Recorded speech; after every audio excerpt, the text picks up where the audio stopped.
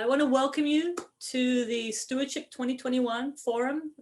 For those of you that don't know me, my name is Sharon Farrell. I facilitate the California Landscape Stewardship Network in partnership with our amazing steering committee, our coordinator, Devin Landry, and many of you. Today marks the fourth week of the forum, and in reflection, we have covered a lot in a short period of time. We've engaged around the promise and opportunities of landscape conservation and stewardship. We've shared the network strategic roadmap for the next 3 to 5 years, outlining ways in which we continue to evolve and support our regional networks and our state and regional leaders. We've explored the interconnection and importance of collaborative leadership. We've dived deep into systems thinking, and we've talked about equity and inclusivity as pillars of our path forward. And most importantly, we've continued to strengthen connectivity between us, reminding ourselves to create and experience both joy and hope in our work. Since our May 5th collaborative leadership session, the George Wright Society just published their latest issue of Park Stewardship Forum, which includes 3 articles under the theme of collaborating well for large landscape stewardship. So Devin's going to drop that in the chat, so you're welcome to check out those articles. But today we shift to another pillar of landscape stewardship, science, and specifically biodiversity. However, before we begin this conversation, we thought it'd be great just to learn a little bit more about who's in the conversation today. And we have 2 poll everywhere questions to warm us up. You'll see a link in the chat to these questions. And the first one that we hope that you can just go ahead and click on that link and then answer is, when I think about how I or my network approaches my biodiversity work, I also think of, and then check whichever boxes apply. So you can see we deliberately put in other topics. So we think about environmental justice, social justice, outdoor recreation, agriculture, think about our working lands. We think about academics, academia, human health. There's a lot around the network's principles of healthy environment equals healthy communities. So yeah, we think about a lot of different things. How about Devin, if folks want to answer the second question that we're posing, around what kinds of landscapes are your biodiversity efforts focused on? So if you go back into that poll everywhere and just answer what you think in terms of the types of landscapes that you're engaging biodiversity work within. So what are we seeing, Devin? Cities, state protected lands. So we've got a lot of folks who are working around the state and protect lands. Tribal lands, local lands. So again, a diversity, right? Like this, it's not one answer to this question. It's a very rich set of answers. Well, great. Thanks a lot for joining us in that conversation. So before we begin our program today, I just want to go through a few housekeeping items and logistics, just so that you can have the best experience possible. So we're going to use the chat box as we have in the last 3 forums to really engage in conversation. We ask that you mute yourself while others are speaking, and we suggest using the Zoom view, speaker view, so that you're able to see the speakers and the slides. And then we are recording today's session, so if you don't want to be recorded, just feel free to turn off your video box. All right, so with that, as I shared earlier, for this week's forum, we shift our focus to science, which aside from the recent publication of our white paper with the California Invasive Plant Council called Stewarding California's Biodiversity, and work we undertake through our peer exchange program, science has not really been a focal topic for the network, which in some ways is ironic, right? Given the fact that we all do or use science in our landscape stewardship work.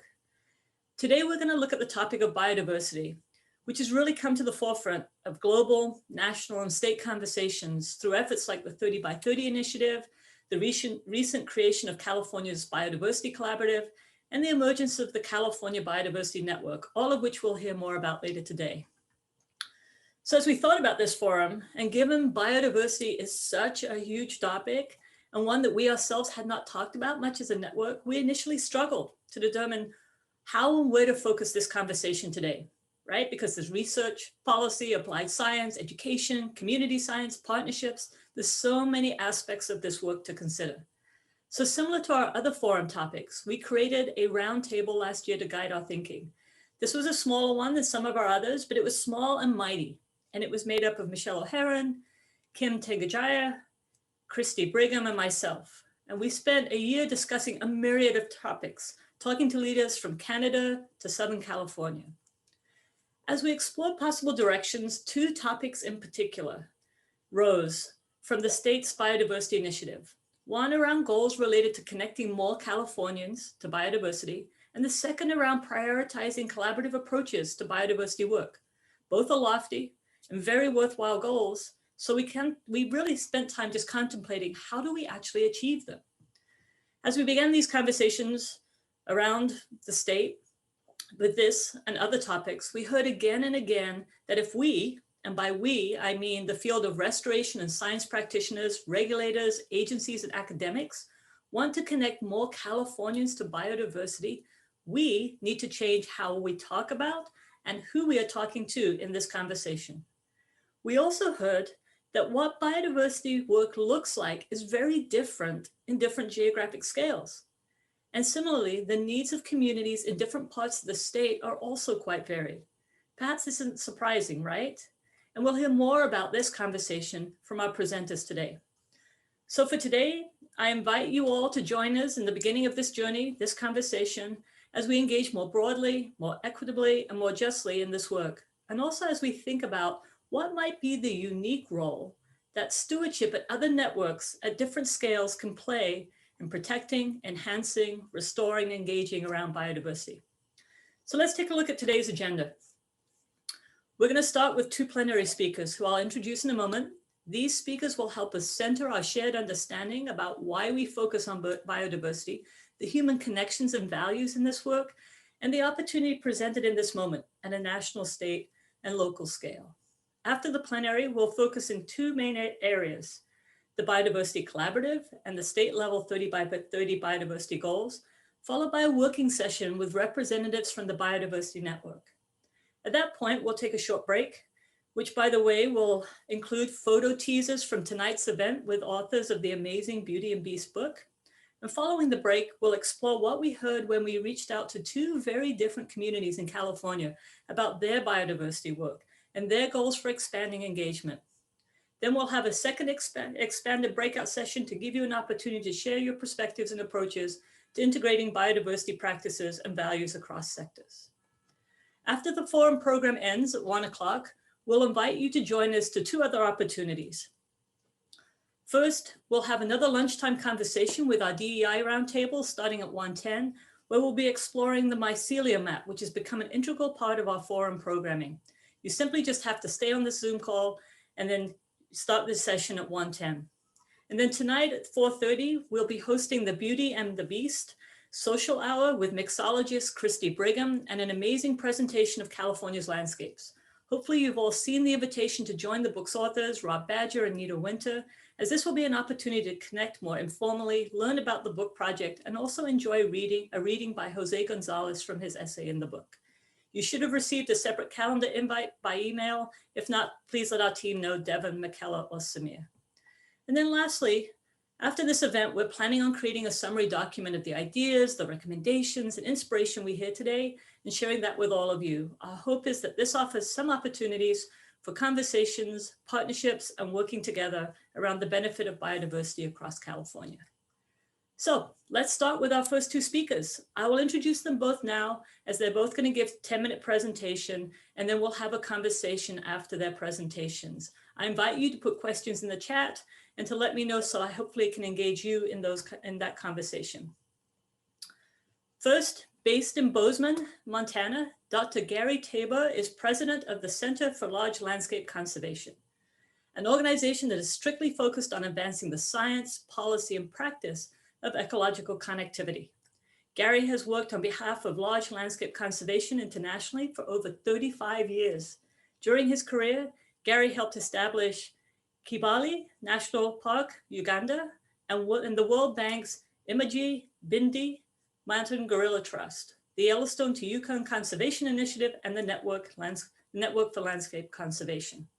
Gary is chair of the International Union for Conservation of Nature World Commission on Protected Areas Connectivity Group, that's a mouthful, that connects 1,000 scientists across 130 countries. We're really lucky to have him today, and he recently participated in the California Network's Future Horizons Roundtable. Briannon Fraley is with the City of Portland, Office of Government Relations, relations and is a citizen of the Tolowa Dee-ni Nation. Briannon has dedicated nearly 10 years of her career as a strategic thought partner and executive officer to grow and build capability within her community. She views herself as a lifelong learner, continually shifting her approach to building community as she researches, learns, and applies new methods of leadership. She is focused on prioritizing collaborative leadership, systems development, and public affairs to lead, build, and advise on sovereignty, stewardship, and equity. These skills have helped drive conversations of change on statewide policy initiatives to help bring equity to minority communities through regional networking and advocacy. And in 2013, Briannon received national recognition when she accepted the Native American 40 Under 40 Award for demonstrating leadership, initiative, and dedication to advancing her community and Indian country.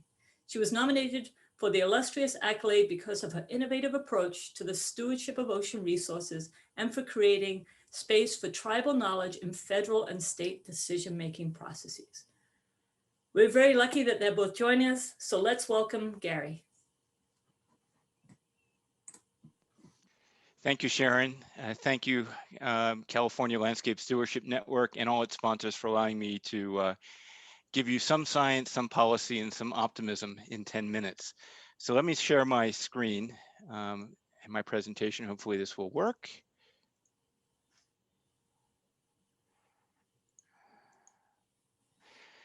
Can everyone see a nice forest there?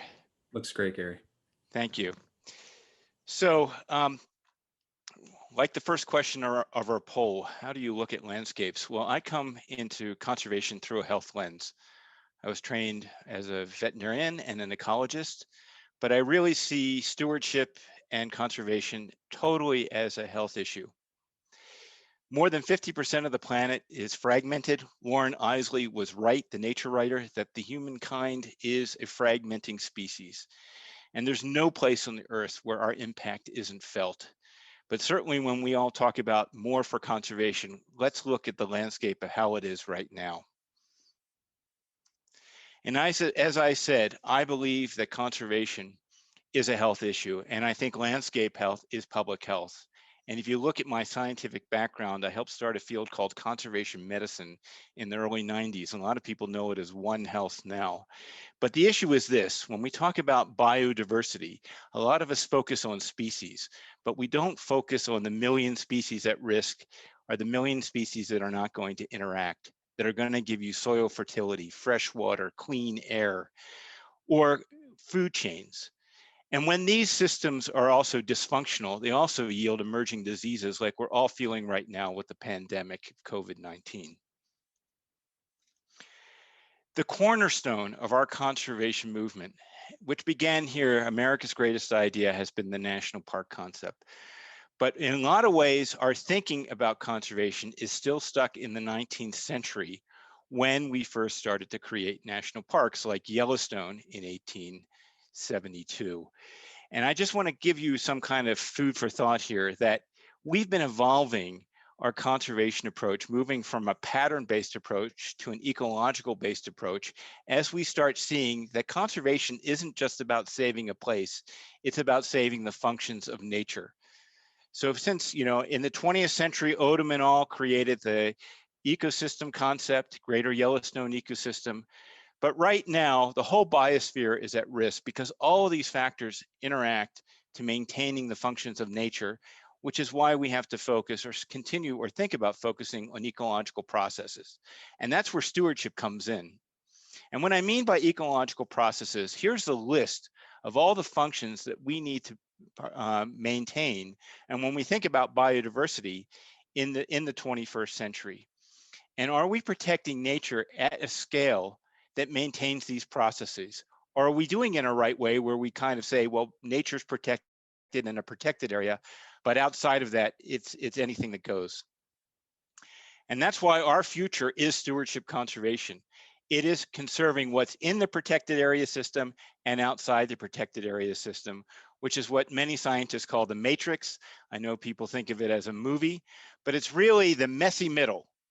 It's the complicated area that's mixed ownership, mixed jurisdiction, cultural differences, cultural tenures, how do we maintain conservation? Because frankly, conservation happens on all lands and waters. It all adds up.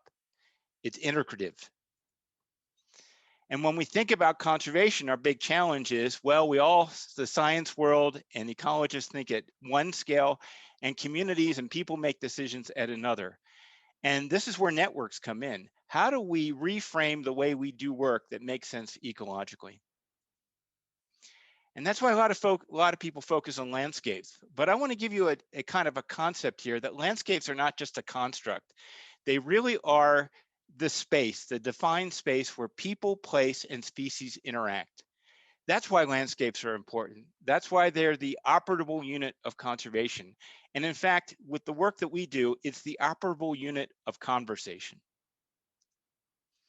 So there's a conversation going on all around the world these days. It's a global conversation that we're not protecting enough nature. E.O. Wilson and others talked about that we need at least 50% of the planet protected to save the ecological functions that not only save nature, but save ourselves. National Geographic and others said, well, why don't we do this in an incremental step where we try to save 30% of all lands and waters by the year 2030, so that it adds up to 50% by the year 2050.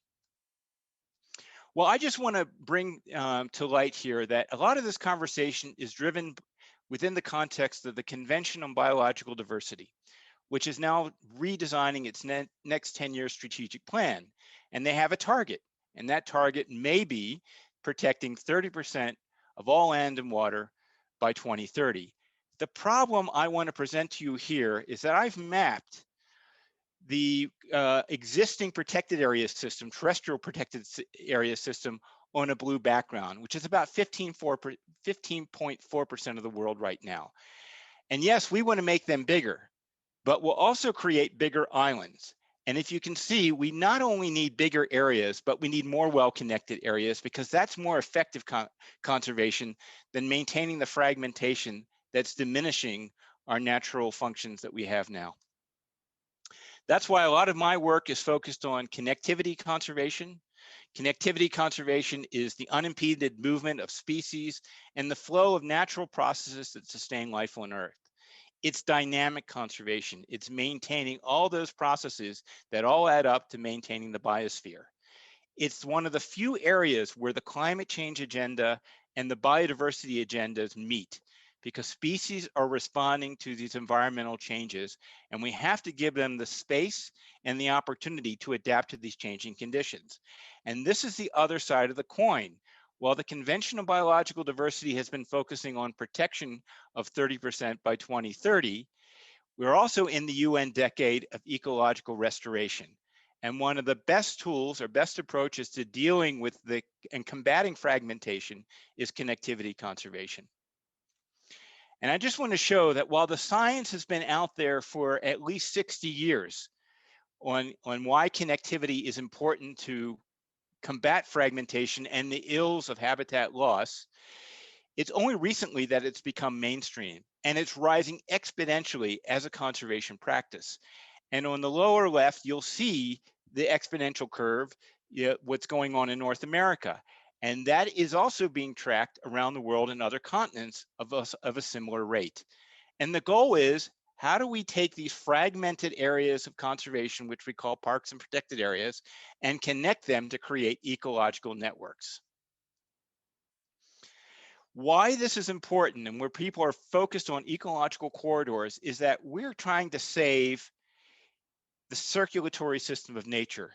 In my backyard, I work a lot in the crown of the continent. It's the ecosystem that surrounds Waterton Glacier International Peace Park, first peace park in the world.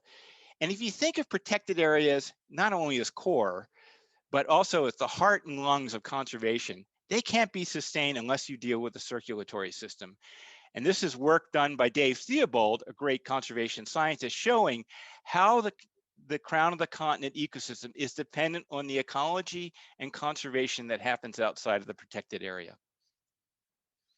Now, if you look in this region as well, you see that there are a lot of people, 5 different tribes, many bands of First Nation and Native Americans, various interest groups from conservationists to industry, and federal and state agencies that are concerned about the health of this ecosystem that will lose most or all of its glaciers in the next 30 years.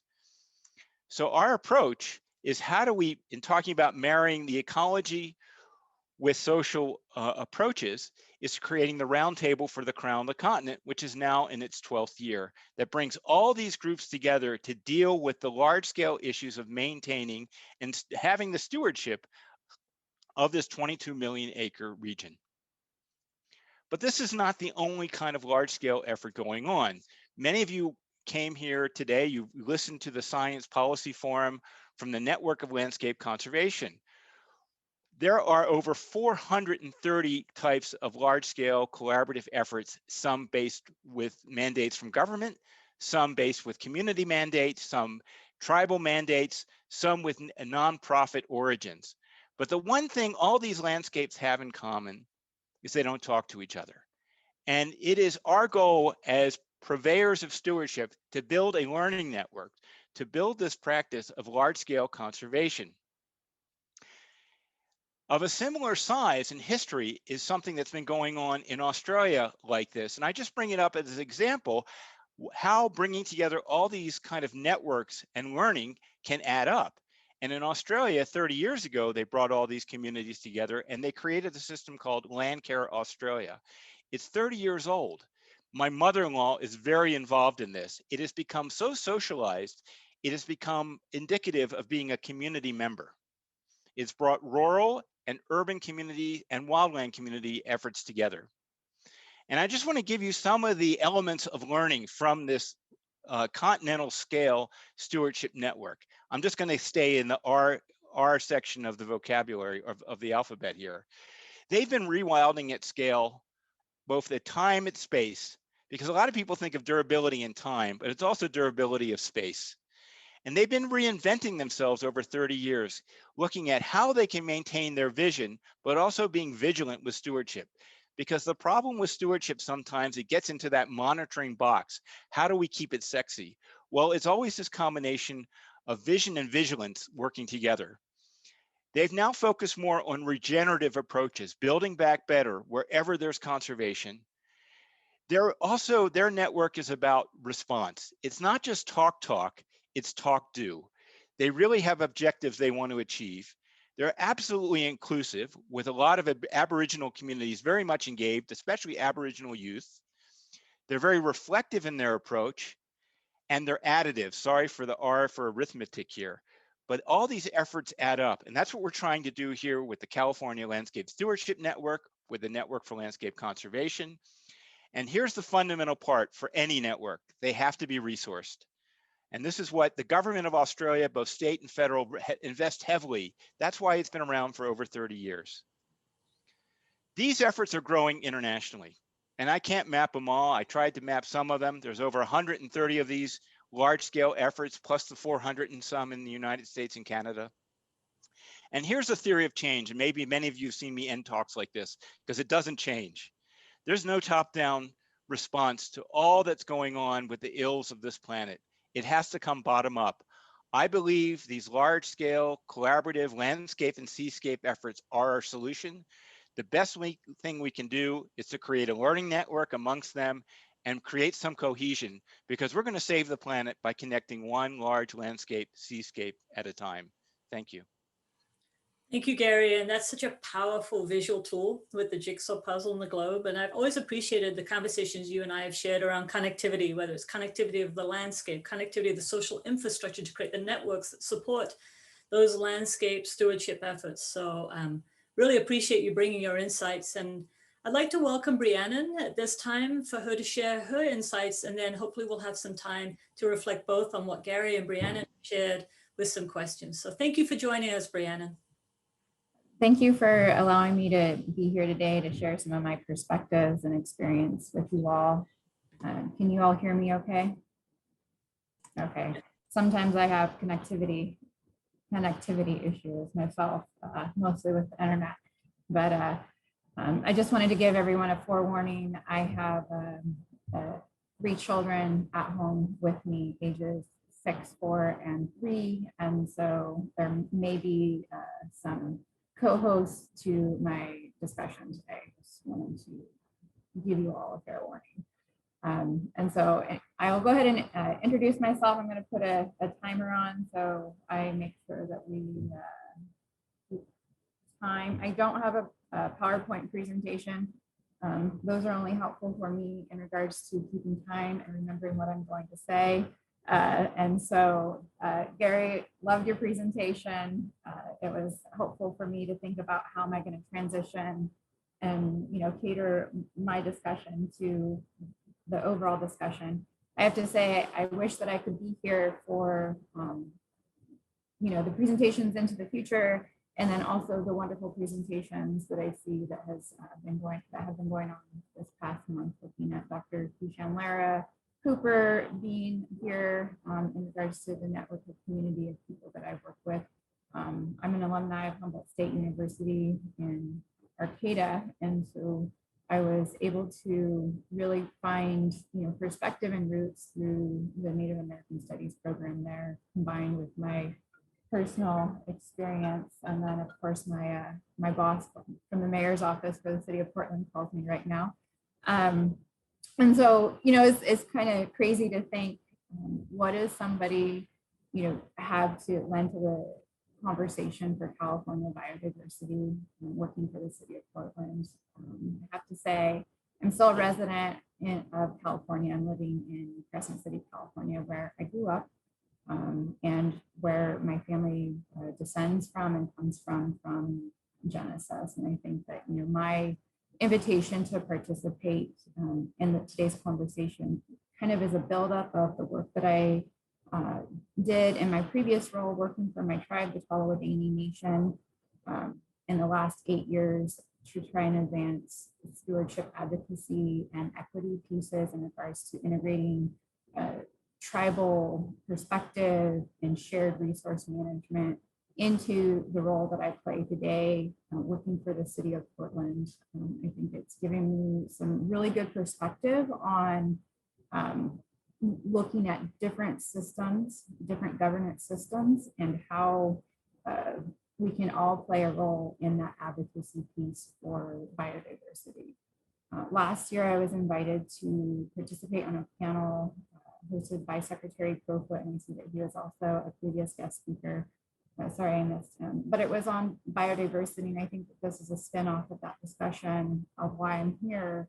And I remember some of the key points that I shared with the audience, and I think it's important to reverberate and share again that looking at biodiversity from a systems change viewpoint. And the number one thing that I echoed and emphasized was the importance of education of our youth into integrating the themes of what we're trying to achieve in these networks and in systems, so that it really starts within yourself, and creating that grounding point from how you perceive your relationship with the earth and your relationship with the system in which you live in. I think for me, one of the biggest things on my career path and looking at how effective have I been effective, or what needs to change is, you know, I mentioned my children in the beginning, and that is really giving me the lens in which way I think, you know, in Native communities and circles, we talk about 7 generations. And, you know, really the work I'm doing is to set the foundation for my children to continue this work, and to provide opportunity to provide different perspectives, all the way down from, you know, tribally ran head starts, giving the example of, you know, personal experiences of why would we want to be inclusive of inviting non-Native children into our schools. I said, we need allies, we need partners, and if you give them that worldview and perspective of an Indigenous perspective, you're setting that framework for systems change. And so, you know, I know that today this session was focused on the science behind biodiversity, and I think that I'm not a scientist. I've advocated for looking at how do you share that vision in those management principles across jurisdictions has been the work that I have focused on for a number of years. And oftentimes Native people talk cyclical in regards to how do you get to your point. And sometimes it's hard to follow because there's stories that are trickled along the way. And so it's not a linear thought process. And so thank you all for being patient with me while I share my talking points. But going back to being a mom and how I use that every day in my advocacy piece, thinking that I can be the biggest champions and influence in my children's lives, is my partner and I agreed to read this, listen to this audio tape on book that we heard on NPR, and I'm gonna give a shout out to it now. It's called Hunt, Gather, Parent. We were really drawn to the title of the book, and it was about this new mom that had these challenges with her child on parenting. And the book was really interesting because it looked at 3 different indigenous cultures from around the world and how, and then how messed up our weird normal is in America. And thinking about that, that leads me to think about biodiversity, stewardship, and conservation in regards to the system in which we operate in, that we continue to try and operate in this system. This management system, or how are we going to conserve certain places. I think, even looking at the exercise or warm up that we played in this morning, looking at, you can pick all the boxes or one of the boxes. For that second question, I would have, if there was an option to say, I choose them all, so we're limited to what system we're in, to how we make choices. And I think the biggest thing is, for us collectively as conservation champions, is to look at what system we're in, and then really having to go on an inward journey and think about, what have I unlearned? What did I learn? Is that the truth? Is that what is correct? Because going through these systems and processes, you're set up to learn certain things. And so now I'm having to go through this decolonization process, a systems change, system thinking process of, did I learn conservation in a colonial construct? Question mark. How do I know that? And how you know that is you create a diverse network of people, because the only way that you're going to achieve biodiversity is to have equity in the group that you bring in. So it's not all from an American perspective, it's not from a Western perspective, that you bring in people with different perspectives. And so for us in Indian country, that challenge is, the goal of the United States was to colonize us and to remove any of those traditional perspectives. And so, so there's a traumatic piece that's engaged and involved there. And so I, give kudos to any Native person that stands up against that system, that construct that we're in, that tries to advocate and be a champion for looking at something differently and calling to the question. And so I think that those are the big takeaways are, it's okay to have a different perspective on approach to biodiversity and how we're going to reach those broad goals of 30 by 2030, 30% by 2030. Trying to link this all into, how am I doing on the time? I don't think my timer is set up. But trying to link this into, Sharon, how much time do I have? Why don't you just go ahead and finish that thought, and then I'd actually like to build on something you and Gary both said. Okay.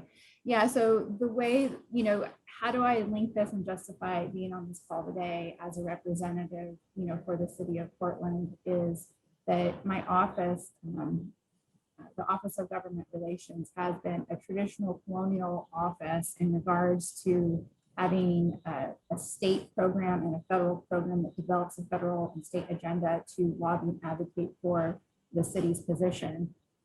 Well, 3 years ago, we brought in and established a tribal relations program.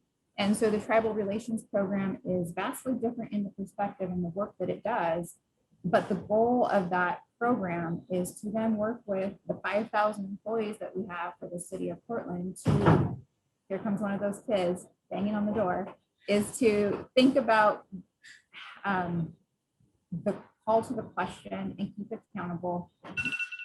10 minutes is call to question is how do we engage tribal communities?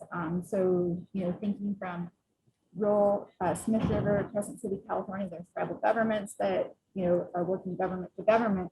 But in these urban settings, you have native urban communities that also have something to contribute. And so the work at the city of Portland is highly engaged in engaging and getting perspective from native communities in the work that they do in conservation. And so there is a lot of work going on in that conservation role within urban communities, but it is very different in the approach that is being taken from what's going on in California with rural communities and tribal governments. But I guess my linkage there is making sure that there's a tribal lens and always an advocate and questioning of did you engage the tribes? And then we need to engage the tribes or the tribal people that are in the area. So those 10 minutes in a nutshell. I didn't know if I could do it or talk without getting interrupted, but thank you all for allowing me to share my perspective and kind of the systems change thought process that I've begun to understand in my tenure working in conservation. Thank you so much. And we would have welcomed your younger co-hosts. We all have that in our lives, trust me. And what I love about what you shared, Briannon, is you have, through your own talk, connected all the different parts of our previous forums, whether that be the leadership around advocacy and support, the equity conversation about what have we learned, what do we need to relearn, how do we think about our work in the future, and then also thinking about the systems piece, right? That we're all connected through different systems. So for someone who's just jumped into our conversation, thank you for just doing a wonderful job. And if I could invite Gary, you back to the conversation too, because one of the things I'm so struck with both of you is the values you hold are so central to how you think about this work, right? We often don't talk about values in this work. And, Gary, I was very struck by the connection to health, right? And what's driven you in the way that you look at connectivity and the way that you're looking at human and, natural systems. Of course, we are a part of that natural system. And Brianna, the work that you've done around equity and bringing forward voices and really championing the education piece. So this morning I had the privilege to listen to another conversation at a national level where Dr. Leroy Littlebear reminded us that visioning the future through the lens of value statements versus just specific markers, right? Specific metrics is key to solving our landscape issues, biodiversity, climate. And I'm wondering for both of you, what does that mean for you? So thinking about like visioning the future through a lens of value statements.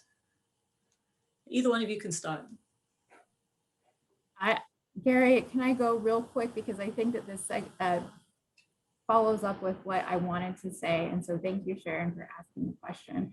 I think, for me, in regards to value statements, I can hang my hat on that in regards to the work that I did with the California Department of Fish and Wildlife and the Fish and Game Commission of trying to come to consensus on what the vision statement is for management and stewardship of resources. And, once you agree to what you want to do with those values, I think that can help move and drive a conversation along.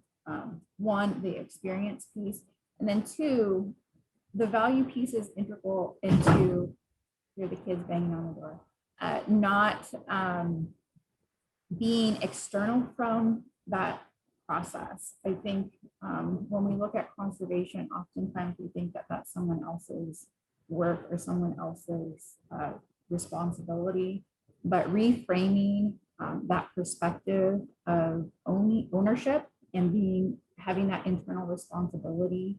I love Facebook for the memes, talking about that responsibility. Once you own that, it makes a huge difference. And so that value construct of it is my responsibility, and teaching that from a very young age to have care, and that stewardship mindset of what can I do to help versus what can the environment do for me.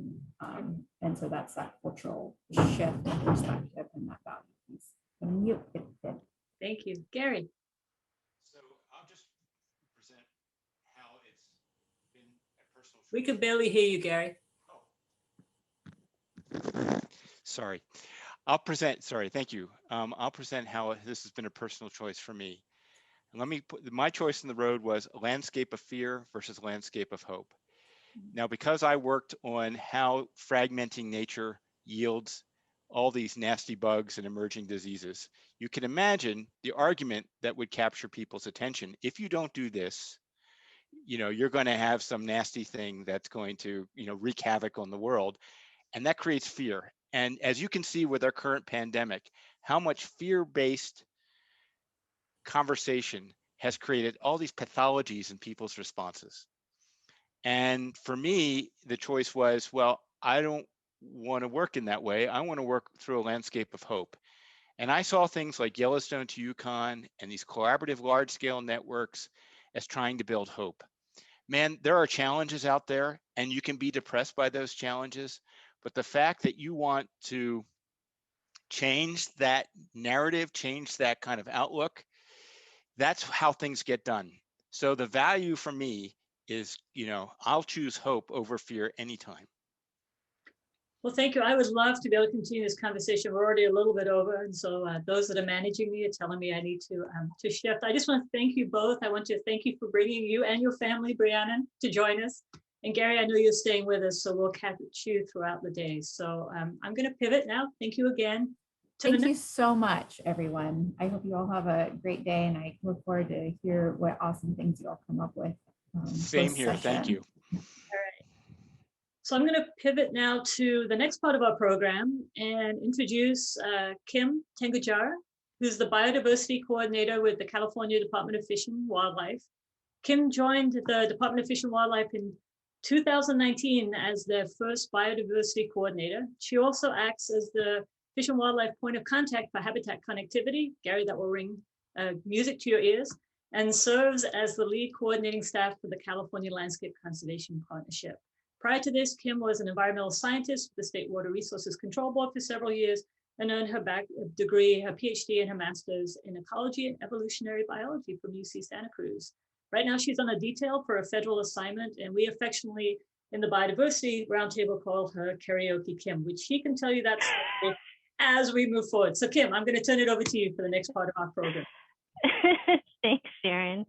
And much thanks to Bree and Gary for kicking off today's conversation about biodiversity and just getting us thinking about biodiversity through these different lenses, from a connectivity lens of ecological networks, and from a systems change lens of incorporating diversity, equity, and inclusion into stewardship and conservation. So throughout today's forum, we'll really be encouraging everyone to continue considering these many different ways we can approach biodiversity work and environmental stewardship.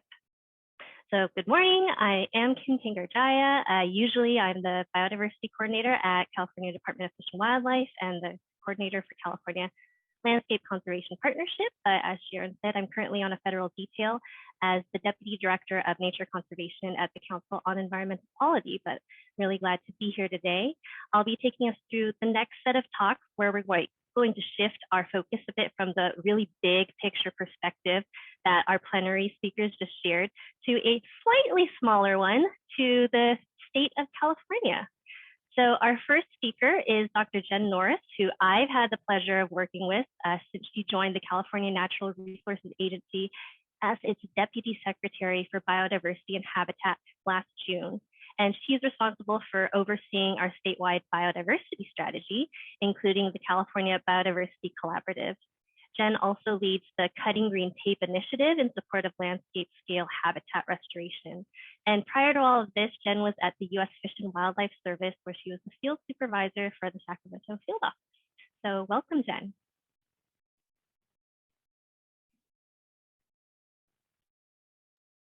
There we go. I couldn't get my mute off. Thank you, Kim. Nice to see you. I hope you're enjoying your detail. We miss you.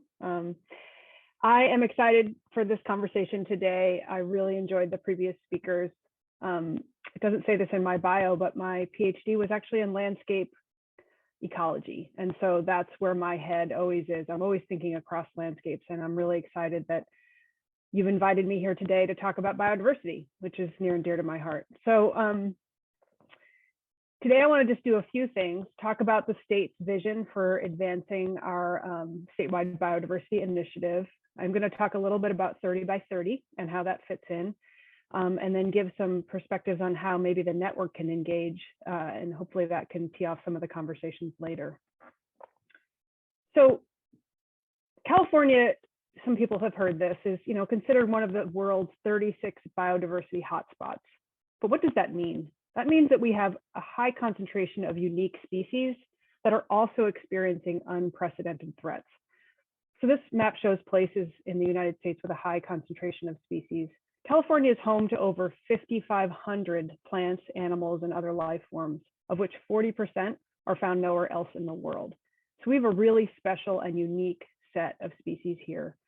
But like us, these species are threatened by lots of things. To Gary's point, climate change primary among them and its effects on ecosystems.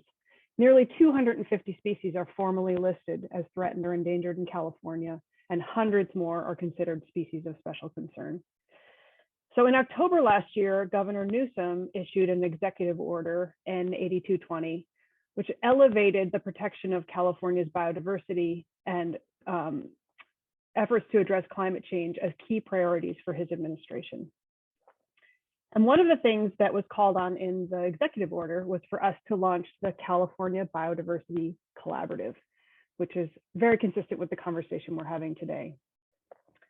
Kim was brought on in 2019 as the first biodiversity coordinator, and that was in response to a 2018 executive order by Governor Brown that identified biodiversity as a priority for the state.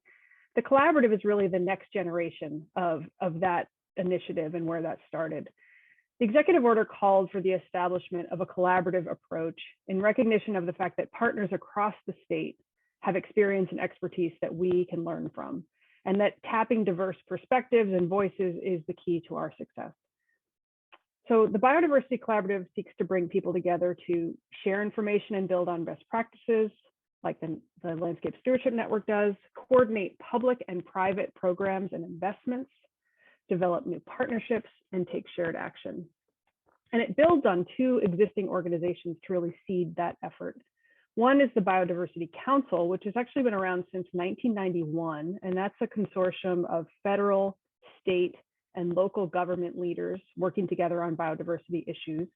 The council recently came back together and committed to working together on 30 by 30. And the other organization is the Biodiversity Network, who are really the folks that championed that 2018 executive order and have been doing lots of good work ever since. And I know Lisa's going to talk about that after me. But we really hope it goes beyond these groups. We don't see the Biodiversity Collaborative as a single body, rather as a network, or even a network of networks that we can tap into for ideas, insights, and counsel to inform our statewide biodiversity goal. Because we really can't do this alone. This is an all hands on deck effort. So the Biodiversity Collaborative has just four main goals. These are sort of the buckets in which I think about my work. One is to understand our biodiversity and the threats it faces. This is the basic science monitoring and information that we need to understand where biodiversity is and how to protect it. We've got a lot of work in this space. We just recently signed a memorandum of understanding with NASA's Joint Jet Propulsion Lab to do better data analysis across the state. And the Biodiversity Network, of course, is working in this space. Second is to protect California's species and native ecosystems. These are the regulations that we have in place, planning to avoid harms to species, and 30 by 30, actually, which I'll talk about in a little bit. Third is to restore and repair ecosystems and habitats. In the governor's recent May revision budget, he proposed hundreds of millions of investments in restoration, including river restoration, wildlife corridors, and fish passage.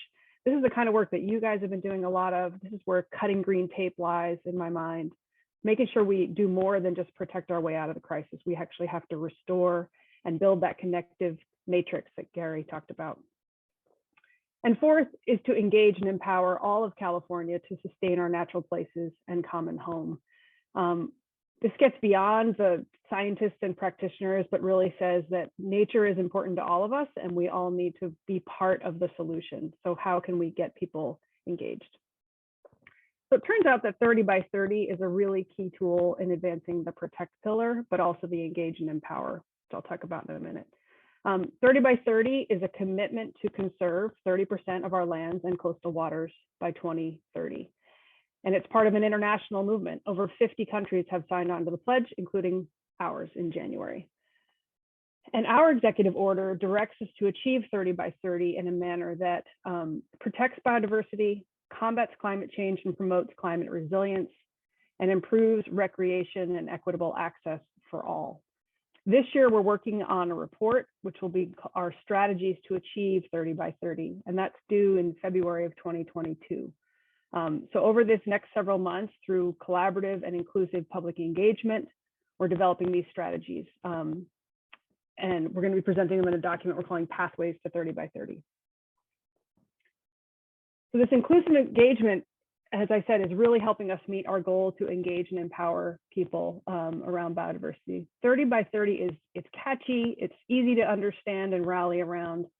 And we've been talking to literally thousands of people about conservation. In January, we started tribal listening sessions and tribal government to government consultation. Those have been incredibly rich and valuable. We held 9 regional workshops. Over 2,500 people attended those workshops, which is amazing. And they were really passionate about biodiversity. We're just about to kick off a series of topical workshops around particular topics of relevance across the state, including equity, climate, biodiversity, and ultimately, how do we define conservation? What should count? As I said, we're going to develop a pathways document, which is really going to synthesize the challenges to conservation, where the opportunities lie, highlight and identify ways we can invest in successful strategies, and identify needs that that emerge from this process. And also another really key thing for engaging and empowering others is we're developing something called CA Nature, which is going to be a statewide geospatial information system with multiple tools and apps that will allow people to look at the state and see where in the state we have biodiversity hotspots, where we have our existing conservation, where there are needs to address climate change, build wildlife connectivity, and increase access to nature. So it's a one place where we can see our opportunities to improve on 30 by 30. And we're going to use that to track our progress toward the goal. It's pretty cool. So how can the network engage? You know, in the short term, I really hope, if you're not already, that you would get involved in 30 by 30. Help us understand what the challenges and opportunities for conservation and stewardship are. Give us your recommendations around the needs for long-term management and stewardship, or identify key places in need of more work. You have a lot of experience to bring to the conversation, so I really hope you participate. Big picture, and I say this to a lot of people, but I really mean it. Keep up the good work of stewardship that you're doing, and the work you're doing of sharing with each other and what you're learning and how to do it better. Because if you care about healthy landscapes, in my mind, you're already protecting biodiversity. Because you can't have healthy ecosystems without the species that occupy them. If you're restoring with native plants, you're helping maintain functional ecosystems, you're helping biodiversity thrive. So whether it's how you think about it or not, you're actually part of the solution. And fundamentally, I want you to stay engaged. This conversation is a great start. I hope we can keep having them. I hope that the network can be one of my networks of networks in collaborative conversation. I love that the California Biodiversity Network and the California Landscape Stewardship Network are starting to collaborate with each other. I think that's really exciting. So please help us maintain these spaces for dialogue, because there is a lot to do. And as I've said, collaboration is the key. We need to do it together. So thanks. Great, thanks, Jen, for sharing with us the exciting progress that's underway with the state's biodiversity work and the 30 by 30 effort. Our next speaker is Dr. Lisa Micheli. Lisa joined Sonoma County's Pepperwood Foundation in October of 2009 as its inaugural executive director, and now she serves as the organization's president and CEO. She brings more than 30 years of experience applying her technical, policy, and fundraising experience to the design and implementation of ecological restoration, research, and education programs. Her current research focuses on relationships between climate, watershed health, and biodiversity, and she has published numerous peer-reviewed studies on river restoration, climate adaptation, and community-based approaches to biodiversity conservation. So welcome, Lisa. Thanks, Kim, and I'm really delighted to be here with the Stewardship Network. I just first want to acknowledge that Pepperwood sits within the traditional homeland of the Wapo people, and we respect and honor past, present, and future generations of Wapo and their continued connection to this land. So we're grateful for the opportunity to gather and share with you what we're learning in this beautiful place with respect for its first inhabitants. And I was just having a little microphone crisis, so I'm hoping that we'll have good sound. But next slide, please. So today I'm going to talk to you a little bit about the California Biodiversity Network, which Jen referenced. And this is a really exciting collaborative of a number of us who've been working, I would say at large landscape levels, but are eager to scale our efforts up to the state as a whole. And I don't know if you can see my pointer, but there's supposed to be sort of a big yellow bubble representing the California Biodiversity Collaborative. And as Jen mentioned, there's a policymaker side with the California Biodiversity Council that's been in place for some years. But the California Biodiversity Network is more the conservation experts and science support team members. And the California Biodiversity Network is really more focused on terrestrial, and we're also looking at estuarine and coastal resources, whereas the Ocean Protection Council will be addressing the marine issues for the state. So we're a self-organized collaborative. We're still getting organized. We are also learning from the Land Stewardship Network how to achieve this, because you guys have been a bit ahead of us as a network. But we represent 26 different organizations across the state who are dedicated to being part of the biodiversity solution. Next slide. So what were some of the motivations of those of us who gathered?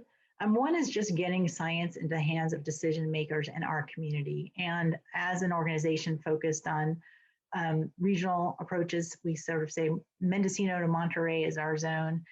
How do we not just make the science, but ensure that we make it relevant for the people who need it by co-creating science products with stakeholders? And I did put on the Padlet under resources 2 recent publications that our team released with our conservation analyst, Morgan Gray, is the lead author on not just mapping climate-wise corridors with partners, but deeply engaging stakeholders over a long-term period to ensure that the information we give them is relevant.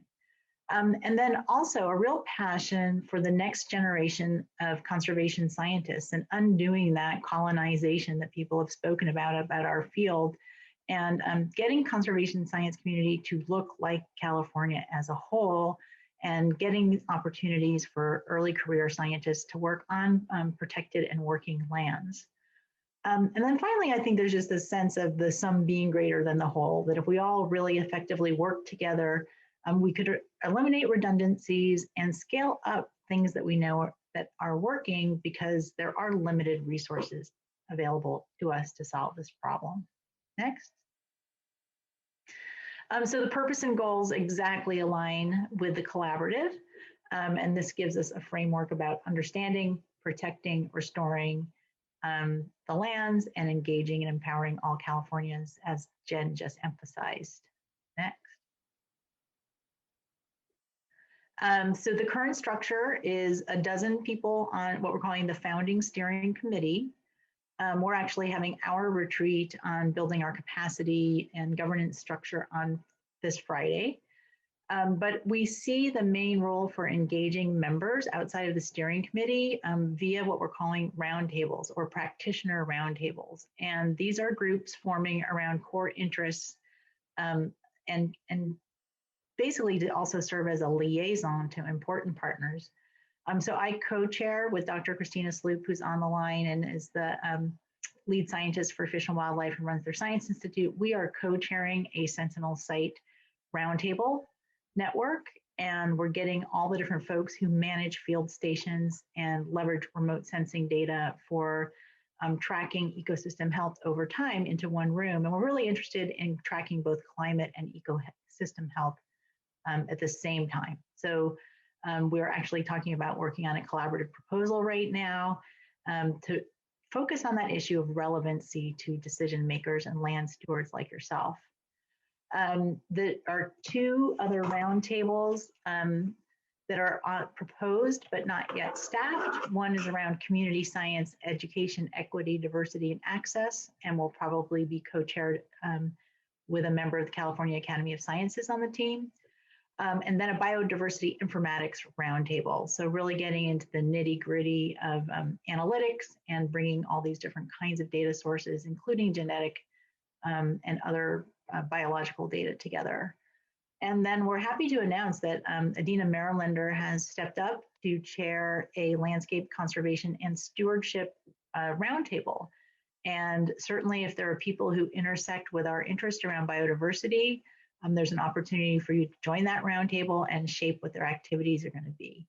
And one of the important parts of our formative conversations is, yes, we want to engage land stewards, but we don't want to duplicate the efforts of this network. So we think there's this incredible opportunity for the Biodiversity Network to interface with your group as the Alliance of Land Stewards, and that's part of what we'll be exploring in the breakout groups. Next, please. So just I thought I'd pull out some of our core principles because I was also reading the CLSN charter, and I think this idea of optimizing what we have to offer through meaningful communications and actions and being in alignment with each other around what our core goals are as a community and being able to express that to the public and to other partners. Integrating all these forms of data that are in repositories all over the state and bringing that data together to help give us information on portions of the landscape or ecological communities that are stressed, as well as telling us the good news of where is our stewardship making a difference and can we measure benefits on the ground, and not to go totally Western science because we're definitely interested in Indigenous perspectives and Indigenous science as well. But can we, in the world where metrics are helpful to measure success, define with a system that would be consistent across the state? And our ultimate goal is on conservation outcomes. So this is where I think we have a big intersection with this network about advancing large landscape conservation and reducing biodiversity declines at scale. And how do we scale up our picture of solutions? And then finally, our shared emphasis on DEI. And I think we had a similar feeling. I think that the approach this group is taking, that DEI actually needs to intersect with every single one of our roundtables. So the education one may have the strongest focus and expertise in that. And really all of the roundtables will be interacting with each other as well. But really getting the future of conservation to look like California does today. Next. So just, I thought I'd give you some, concrete kind of questions that we're asking and things we'd like to move on. One of this question is about aggregating data across agencies. And I've been in several efforts to try to help get this done. And I think we're getting real traction now. And an example of a project we've done together is mapping out where all the field stations are, and with the opportunity for California Department of Fish and Wildlife to set up some of its own Sentinel sites on its network, helping with the spatial analysis to make sure that we're not creating redundancies in the system and that those new resources that CDFW has goes into data gaps or spatial coverage gaps. What do climate smart and wildfire resilient habitat corridors look like? For example, Pepperwood has been working in the inner coast ranges between the North Coast and the Central Valley, and we now have fires and major impact on those corridors. Can we design corridors that are not just climate resilient, protecting water supplies and biodiversity, but that can factor in very practical wildfire resilience strategies? And how do we balance those kinds of measurements while protecting our biodiversity? That's a very hot topic for us right now.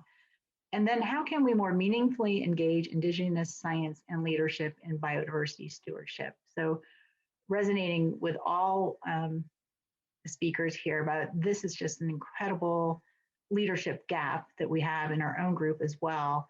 And we're seeking to fill through an appropriate outreach strategy in conjunction with the state. So that's kind of where I left off. I know that we're going to transition into the breakout groups, and I've left it to our next facilitator to point to the questions we're going to, but I look forward to being in the breakout session with some of you. And we also have basically brought our steering committee members who will be joining you. In each breakout group, we'll have one California Biodiversity Network facilitator or note taker and one California Land Stewardship Network facilitator, so we can really articulate and bring back to our home groups the opportunities for collaboration. And with that, I'll wrap up. Thank you, Lisa. And just thanks so much to both of our speakers. Lots of food for thought now as we transition into our first breakout group discussion session. I'm going to start our intro into the next section. I'm Christy Brigham. I am the head of resource management and science for Sequoia and Kings Canyon National Parks in the bioregion of the Southern Sierra Nevada here in California. I am on the tribal homelands of many, many amazing tribes, to include just a few: Paiute Shoshone, North Fork Mono, Yokuts, Monachi, Chumney, which is a subset of the Yokuts. I'm not going to get them all right, and I really apologize, but I am so blessed to be here in this beautiful place and to be in conversation with you all today. So we are going to continue our conversation about biodiversity. We've heard some great things so far, and I just want to recap a few points from our earlier speakers that are so relevant to our continued integration. We heard Gary Tabor say that conservation happens on all lands and waters and in the messy middle, which is certainly relevant to our discussion today. We heard Bree Fraley talk about the difference of the work in rural California versus urban Portland.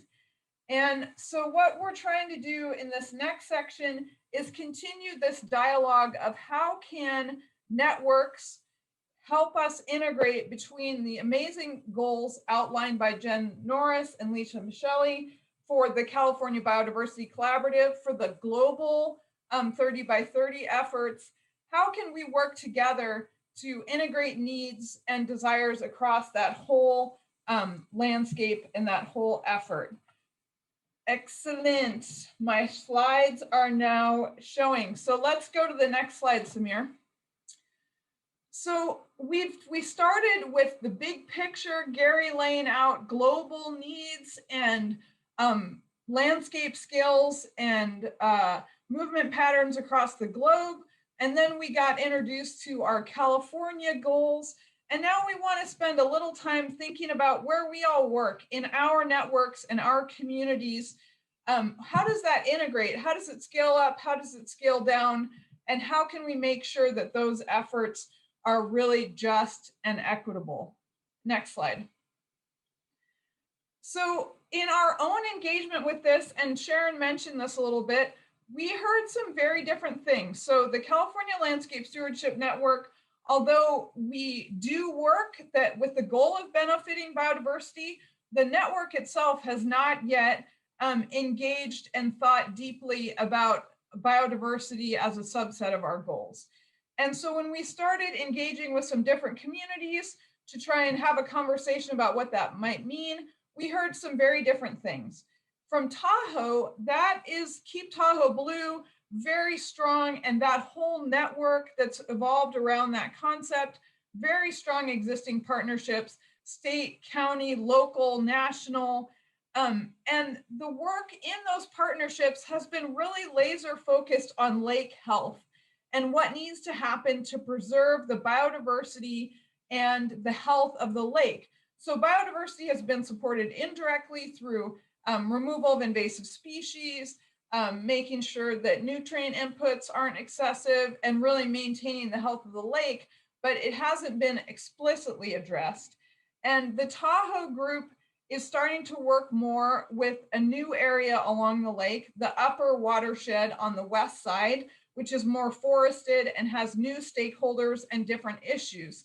And what we heard from Tahoe and our partners in that network is that this is likely a good time to start talking more directly about biodiversity with the values around our love for and protection of biodiversity, the why for some of the actions that they're considering needing to take. So why do we need to do prescribed burning in the forest?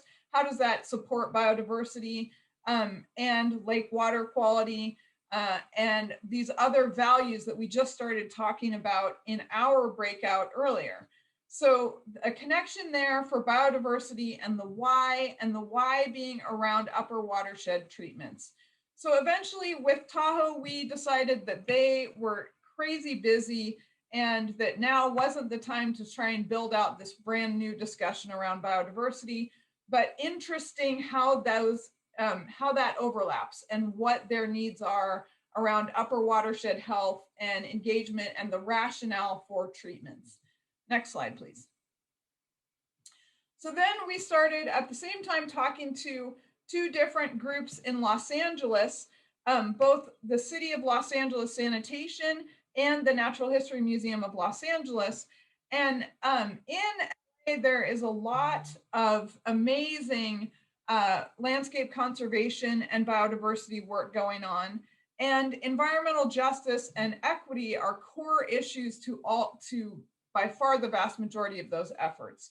So from LA Sanitation, what we heard is that they've been working across different areas of biodiversity in stormwater and adapting the Singapore Index, which is a measure of city of urban diversity, biodiversity.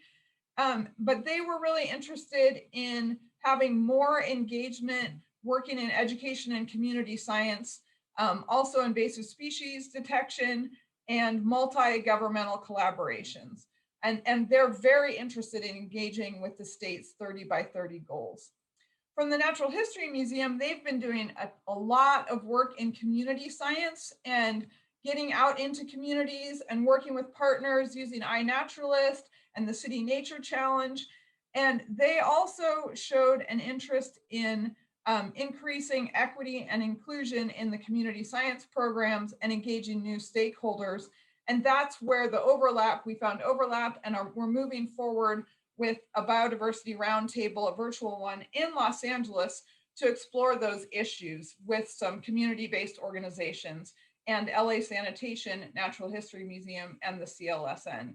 So how can we work together to make community science more just and equitable and serve the needs of those community-based organizations, not just the biodiversity goals?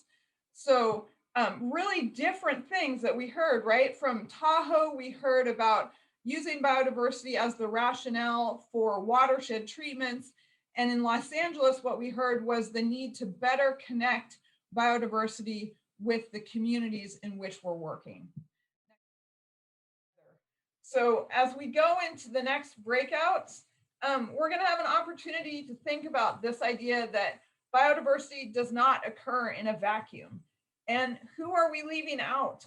What opportunities, when we seek to solve the problem of marginalized plants and animals, can we also solve the problems of marginalized human communities and lack of equity and engagement and meeting the needs of both our human communities and our non-human communities together, when being all of us together in community? I don't think there are any more slides. I'm trying to check my notes. I think we are now going into breakout groups. Facilitators, please hit record and please leave enough time at the end of your breakout to do a little summary for your group before we go into wrap up. Devin, are we okay in our breakout rooms set up? You can chat here or text me, or should I start telling jokes? You can absolutely tell jokes if you want. No, we are always welcome. We are good to go. Okay, great. 35 minutes for breakouts. Please record your sessions and we are good to go for further conversation about how to serve biodiversity and human diversity. It has been such a great forum. Again, these things are just spectacular. I always learn so much. In wrapping up today's discussion, all the breakouts have been recorded and have notes, and will go into the report and be fed up into both the work of the CLSN as well as the state's biodiversity efforts. I encourage you all to take the survey that the Biodiversity Network has put out. And to wrap up, we want to just go over a couple questions in summary and in poll everywhere, so we can get a feel for what you all took away from this discussion. So our first poll everywhere question is hopefully ready to go soon in the chat, and it is going to be, what did you hear today that really shifts the way you think about biodiversity? And we are going to give you a couple minutes to answer, and then as those answers roll in, we'll have a brief discussion before we move on to our second question. All right, so some really interesting thoughts about the language that we use and how that can be a barrier or a bridge. So how do we work towards bridging language? And maybe that word isn't biodiversity. Time and space, very interesting and important. Getting a bigger community, school kids, marginalized communities, we're all being driven by the same forces. Sense of place can vary, and we can all learn from each other. These are really great. Scale, sense of hope. Yep. Yeah, and finally, elevating that link between biodiversity, conservation, and social justice. So important. We are all deeply invested in this work, and we want our work to make a better world for our human community and our non-human community. Okay, thank you so much for those great insights. The next poll everywhere question, there's 3 total before I hand it back to Sharon to tee up next week, is what are you going to do, take away from today to increase equity in your biodiversity work? So we've sat down, we've talked about this. What can you do? What if you walk out of here, let's commit to one thing that you are going to do in your work, in your place, to increase equity and justice in your biodiversity work. Yes, nature gardens, new community groups, stewardship position, prioritize equity, speak up more, yes please. School children, wildlife, heck yeah. The individual inquiry guide, yes, yes. Really emphasize a focus on engaging local communities. Great, listen more, yes. I know that Botany Bay video makes me cry, which was crying when you're trying to facilitate, it's not great. Indigenous leadership, yes. La lucha continua, great. Yeah, working with those leaders that are already out there. Yes, BIPOC internships and fellowships, sharing power, identify who's benefiting and who's not, learning to listen differently. Wow, you guys are on fire. This is so awesome.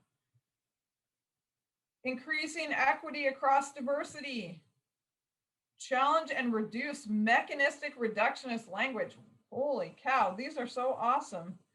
Social themes, yeah, we had some great examples of that in ours.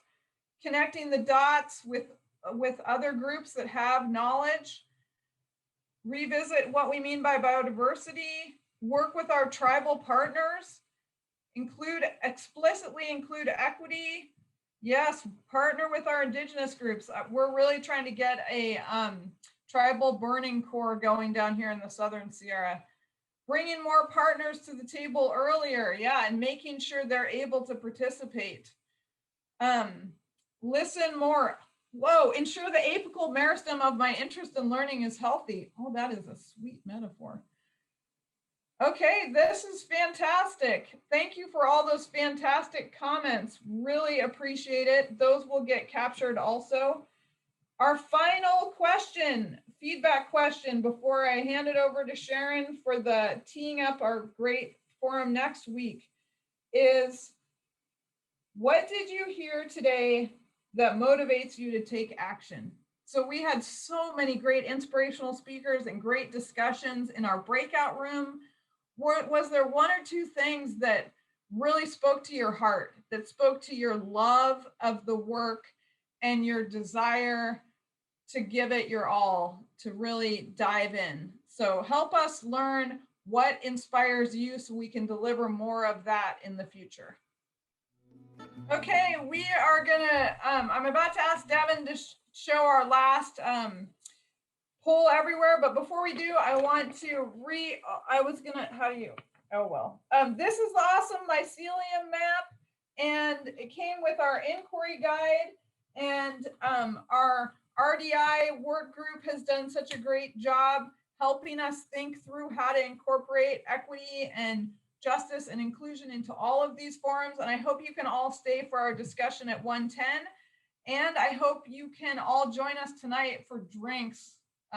I, for one, will really be enjoying an adult beverage around 4:30, along with the beautiful photos and listening to Jose read from his essay. I can't wait. I think it is going to be such a fun way to transition into the end of the week and celebrate our journey together.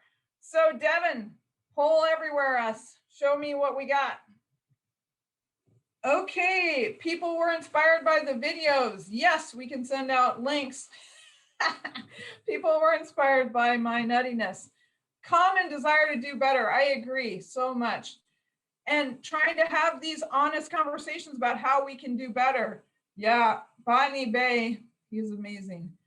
Ongoing dialogue and connection, key part of these CLSN get-togethers, and I can't believe we're keeping it going virtually. How to engage in 30 by 30, heck yeah. The nature garden in Esperanza, that place is amazing. A real focus on personal accountability and intersectionality, the videos, hope rather than fear. Yeah, that was such a powerful message from Gary. Yeah, I agree. We need the hope. We are in this together, and we are building a bigger table, and we want to support our other partners doing important work. The fact that we're talking about this in not the right way. Yeah. And the love and the joy. Yep. Social diversity, cultural diversity, doing our work differently so we can bring in others. These are so great. I really appreciate it. I don't want to cut into Sharon's time and wisdom, so I'm going to wrap up with just a couple more. The joy, overcoming the colonialist mindset. It is such at the root of the work, and we have to confront that. Yep, the kids in that garden, the diverse perspectives, it's really awesome. Liquid Network Tactical Swarm, fabulous. The kids, I love the kids. Yeah, breaking down the silos, really great, really great. Okay, I think that's it for me. I want to give a huge shout out to Samir and Michaela and Devin. Holy cow, could not have done it without you. And Michelle O'Haron, who babies me and sends me texts because I'm a baby and don't respond to emails. So thank you to everybody and the whole CLSN and the support team who's put this together. Take it away, Sharon, tee up next week.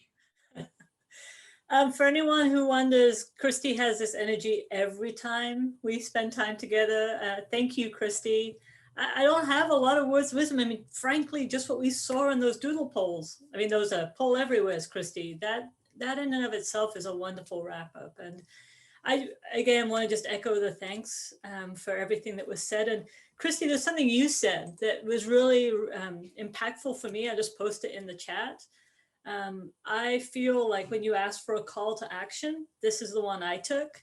It was really about when we're working on solutions for marginalized plants and animals, we must simultaneously look to solutions for marginalized human communities to be relevant. And that to me is you know, it's so easy for us to look like this, right? And I remember when I was trained as an ecologist, you know, working on that first 1 acre, then 2 acres and 3 acres, and just thinking about my own journey, right? And the interconnectivity of the social infrastructure, the social dimension, and the natural world, and how I'm hoping and I'm seeing already in the work in universities that integration is happening.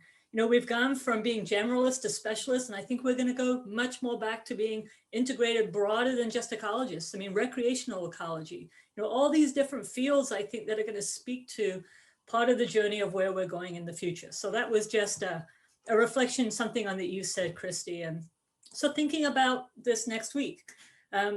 Next week is our last of the 5 forum series. It's really amazing that, and I just want to thank you all for committing to this journey together. And really where we hope to focus on in this next time together is we're going to gather around some of the key questions that we've been using so far to shape our experience. So we started with really thinking about what's the future of this work. And there's many different ways in which we can look at that. We can look at that through networks. We can look at that through our focus. We can look at that through the integration at a regional and state scale. So there's many ways in which we can explore that. We're going to talk a little bit more about what does it take to build a broader movement and how can we be more connected to other key sectors. We're going to have a panel next week, which we're going to bring. Karen Burr is going to come back. And Karen, it's been great to have you as a part of this series with other folks who work in parks, with folks who are working around economy and finance. I mean, there's so many different dimensions to our work. Like, how do we build this movement in a way that we're all interconnected and it becomes part of our social fabric, the caring for lands, the caring for communities, healthy landscapes, healthy communities, healthy water systems, all the things we've been talking about today. We're going to reflect on how we've positioned the conversation of collaborative leadership and systems thinking and our work around equity and inclusivity as a through line to all of these different sessions that we've had. So we'll have a panel. We're going to have an incredible speaker, someone who I've known for 25 years, Joanne Marquetta, who is going to reflect on her work at the Tahoe Regional Planning Agency and also her work with Future Horizons and her work in this field and helping us tie and weave all of these pieces together. So what I hope next week is really a time for us to see how the threads come together, to be able to reflect with new invitations to new participants, and then to map forward how is the Landscape Stewardship Network going to take all of what we've heard within our strategic roadmap and then begin to put points of action and points of connection as we move forward.